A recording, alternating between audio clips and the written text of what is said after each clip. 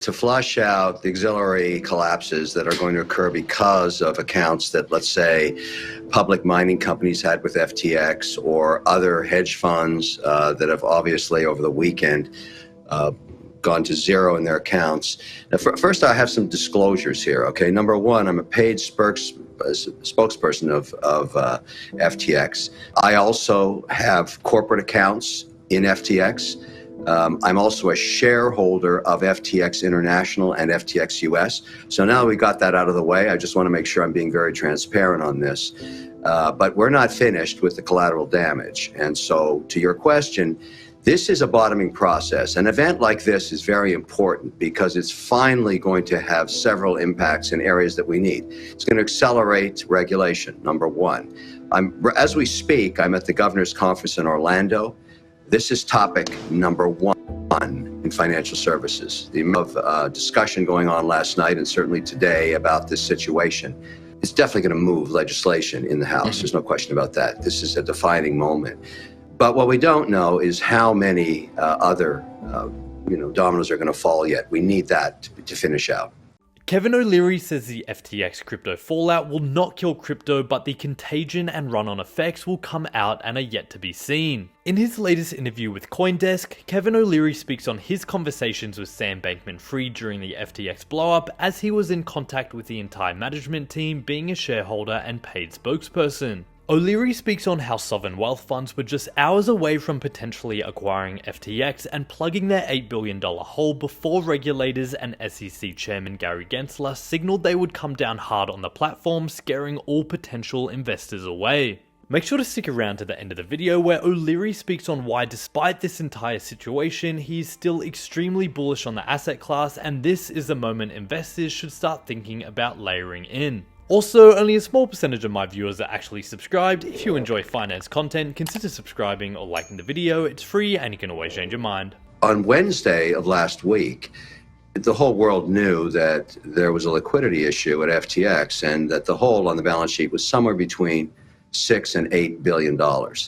Now, I work in the indexing market for sovereign wealth and pension, and so we were getting a lot of inbound requests about information about the situation, because that's the kind of money that an institution or a sovereign wealth fund can put to work if they thought there was an interesting opportunity. And in financial services, illiquidity events or liquidity events like this can be interesting investment opportunities if you think it's a legitimate investment and it's not going to issues with the regulator. So the timeline of that conversation is I put a message into FTX.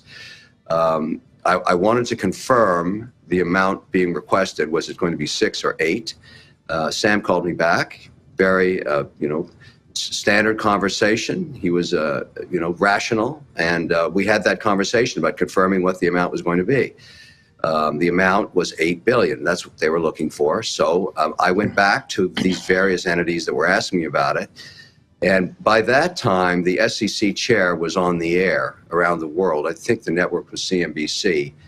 And he made it clear that they were going to come down hard on this situation. So the minute that occurred, that was the end of any sovereign wealth fund's interest, because they index in the S&P 500. They have to be compliant with the SEC. And so, if you're a sovereign wealth fund making $250 million a day, the only market you can put it into to park it is the S&P. It's liquid enough to absorb that. So they don't make moves against U.S. regulators. I'm a big boy. I've seen this movie before. I will say on a personal level, and I don't think if you talk to, I wanted a platform, a robust platform where my compliance department, my accounting, my financial people, and my own operating company and our auditors could look at this and say, all right, we can understand the transactions, we can account for it, and we can report to regulators as we must. And we did. The truth is the FTX platform was very robust. It was very well designed. Hundreds of millions of dollars went into making that.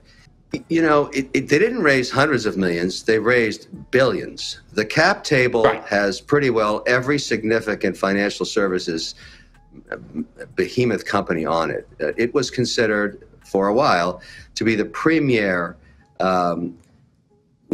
compliant platform, in the sense that we had an American running it, an American creating it. That gave some people some confidence, maybe ill-advised. However, Sam Bankman Fried is an American, and he's well known, and he is, no question, brilliant. I mean, when it comes to understanding blockchain and cryptocurrencies, very few people had his knowledge and his ability to build code around it. Remember, Serum is one of his projects as well. So he's well known in the community and a founder, and for a while, saving lots of other entities by putting cash into them. Where that cash came from is under question now, obviously. The bigger question about this from the institutional perspective, and we're having this dialogue even today, is this does not kill crypto. This is one event that helps stabilize crypto. There's going to be a silver lining to this disaster. There's no question about it. It'll be called regulation. And I'll tell you why. It's not new regulation required here. You can look at any broker-dealer exchange tied in the U.S. to stocks or bonds or futures or commodities and have regulations that are protecting investors in the U.S. market. So it's not a big stretch to have the regulators finally say we're going to apply that to crypto exchanges the same way. And I think that's going to happen. By the time this is over, because of the nature of the chain itself, we'll know where that money went. We may not know the owner of the wallet, but we're going to find out where every single token went by the time this is over. And that's probably a good thing at the end of the day.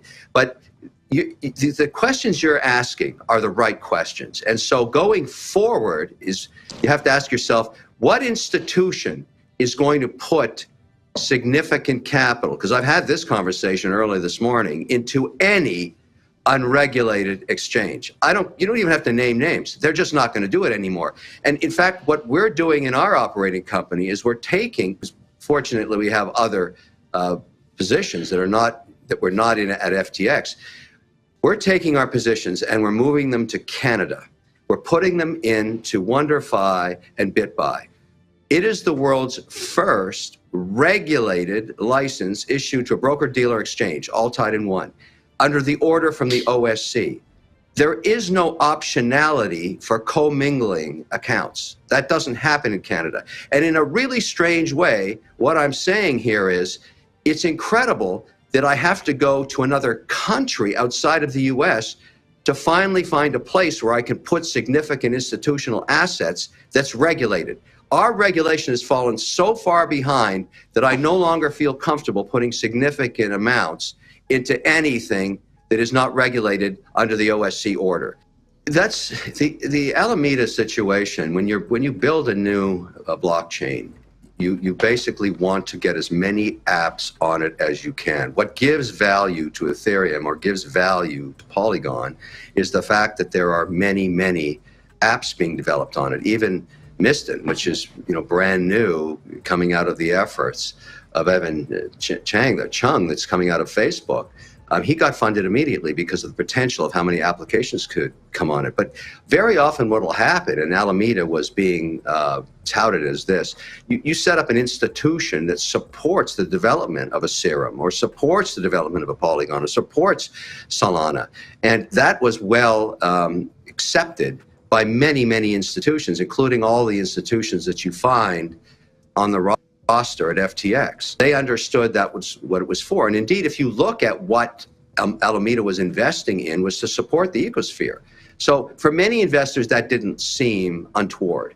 And that may be questioned in the future. But more importantly, it would be the relationship between the accounts at FTX and Alameda. That's what's being alleged. That's where it's offside, and that's never going to be legal in any situation unless you sign a contract allowing it. And we're going to have to find out who signed what contracts as to whether that's legal. There's so much unknown in this situation, and as you pointed out wisely, that this is like an onion being unpeeled. But from my point of view, watching what investors do at the institutional level, this is going to help quite a bit in stabilizing what the rules are going to be, because crypto is not going away. And that is still of great interest to institutions that still won't invest in it because they don't have a platform to do it on. For me, it's moving under the Canadian order. I'm going to stay there until you can show me policy and regulation in the US. All of our assets will remain there because we've got a government, the government of Canada through the Ontario Securities Commission, controlling, watching, regulating every single account there. For all the, and frankly, what's going to happen is a lot of money institutional money is going to leave unregulated exchanges and try and find other places like BitBuy to put their capital, because what else can we do?